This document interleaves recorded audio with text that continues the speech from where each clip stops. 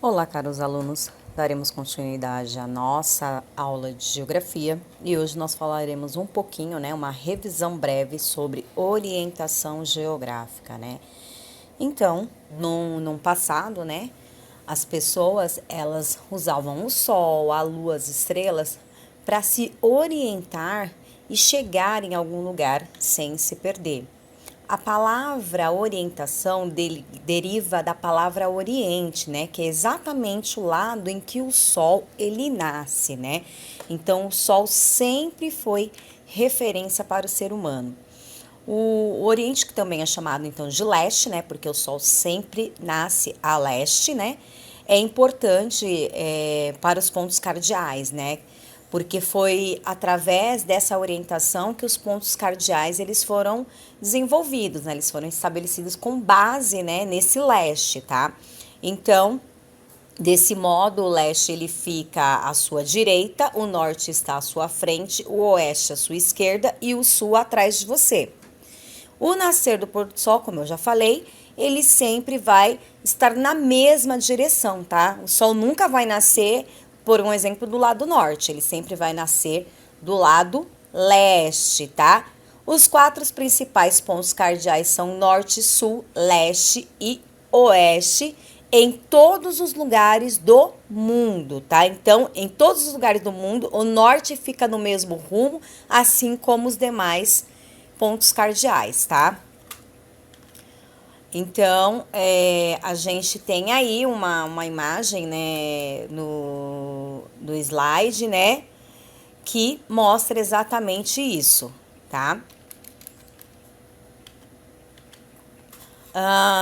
Nesse caso, então, para que eu ajuste, essa localização, para que eu possa usar essas referências, eu preciso saber também o que é o movimento de rotação da Terra, Então, o movimento de rotação é um movimento que a Terra faz girando em volta dela mesmo, de oeste para leste, tá? Formando então 23 horas, 56 minutos e 4 segundos, que é igual a 24 horas e que vai ocasionar então as alternâncias de dia e noite, tá?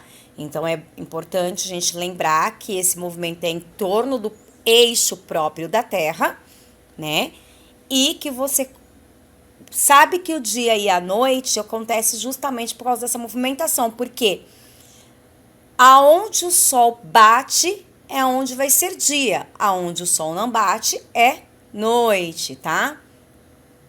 E o movimento de translação? Ele é um movimento que a Terra gira, ao redor do Sol. E ao mesmo tempo em que a Terra realiza o movimento de rotação, tá? Então, é um movimento paralelo ao movimento de rotação.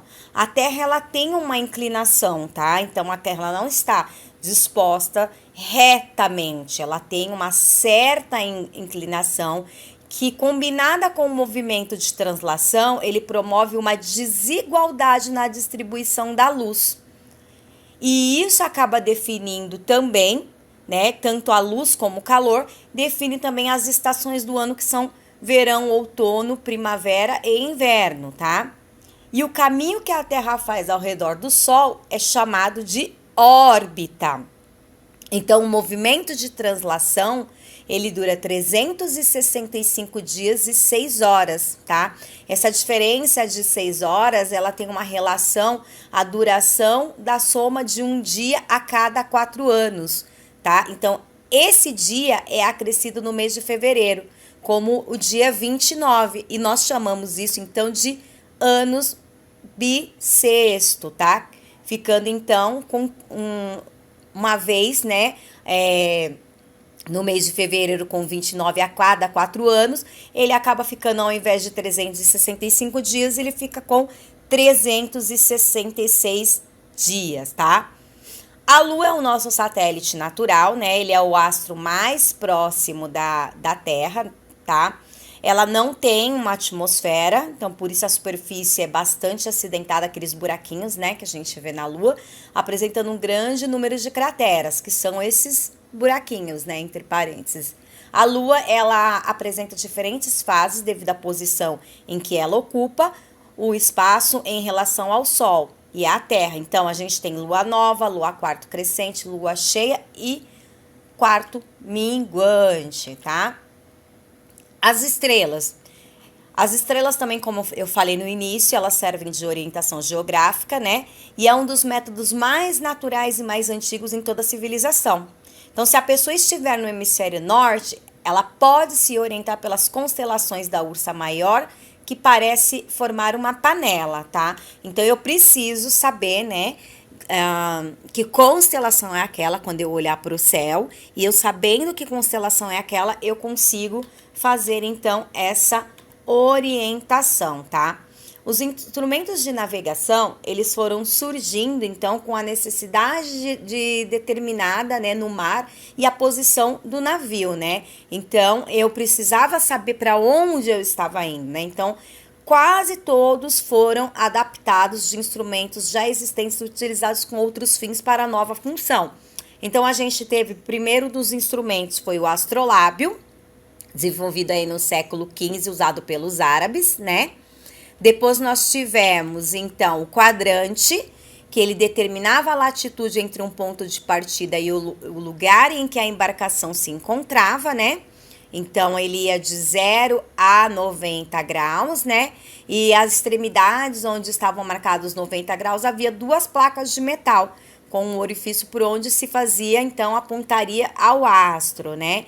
E sabe-se que a embarcação encontrava-se a norte ou mais a sul, exatamente usando, então, né? Ele tinha um fio que tem um plumo, então ele usava esse fio com esse plumo para indicar a altura do astro, tá?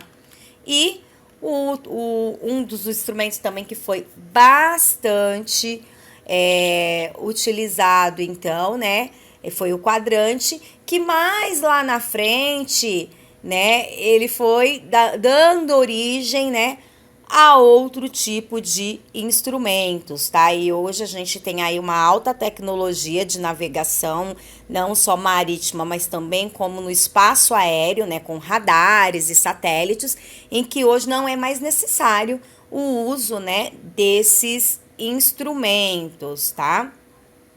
No século XII, depois de muitas adaptações do quadrante, veio um oficial da Marinha, né, inglesa, que criou o sextante, né?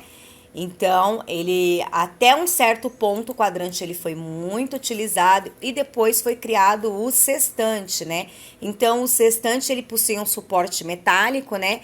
E ele se movia com a graduação dos ângulos, né, junto de um espelho pequeno, tá?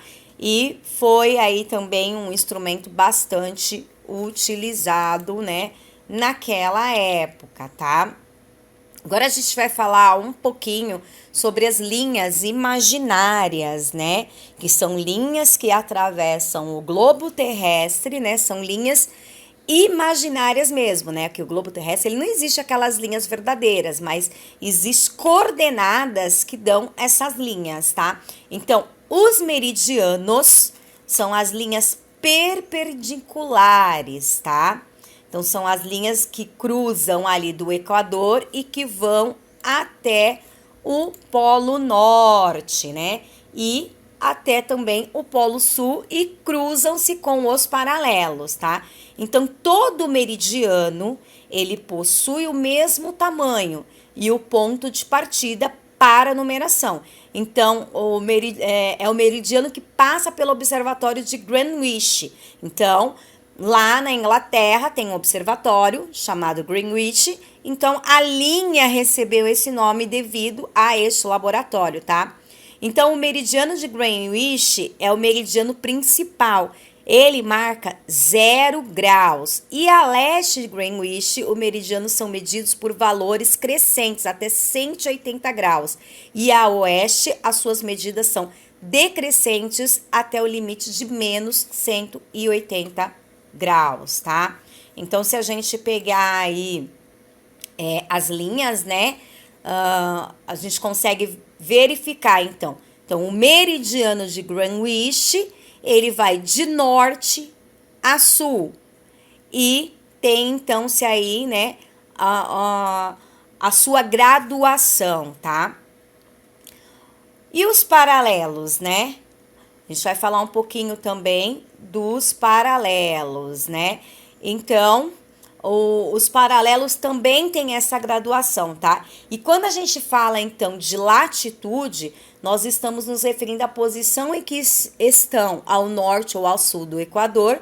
E ao escrever a latitude, a gente sempre deve indicá-la com S para os paralelos, né? Porque os paralelos, eles são linhas também imaginárias, né? E essas linhas imaginárias, elas cruzam também, tá? O globo terrestre na vertical, tá? Então, aliás, na horizontal, desculpe-me. Na horizontal. Então, eu tenho os meridianos e os paralelos, tá? Que são linhas imaginárias, ok? Então, se a gente fala de latitude, a gente sempre deve indicar essa latitude com um S para os paralelos ao sul e como um N para os paralelos ao norte, tá? E quando falamos em longitude, indicamos L para os pontos leste do meridiano de Greenwich, portanto, no hemisfério oriental é o O, e para pontos a oeste de Greenwich, portanto, no hemisfério ocidental, tá? Então, eu tenho essas informações, né? Então, eu tenho, resumidamente, para que vocês não confundam, tá? Ao ler, né, as informações que eu estou colocando, a longitude são as linhas horizontais e a latitude são as linhas verticais.